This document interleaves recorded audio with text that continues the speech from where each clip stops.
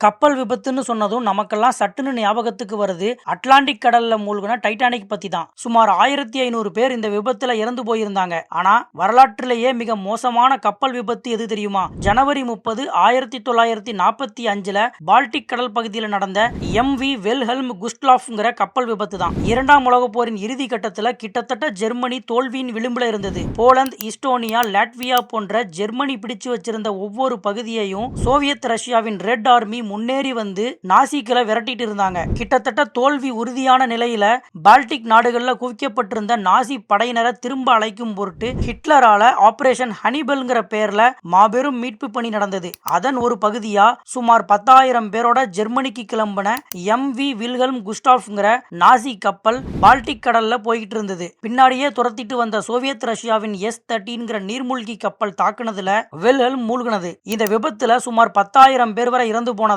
Germany அதிகாரப்பூர்வமா அறிவிச்சது. 1500 பேர் மட்டுமே பயணிக்க உருவாக்கப்பட்ட இந்த கப்பல்ல 10,000 பேருக்கு மேல பயணிச்சதே இவ்வளவு உயிரிழப்புக்கான காரணமா கருதப்படுது.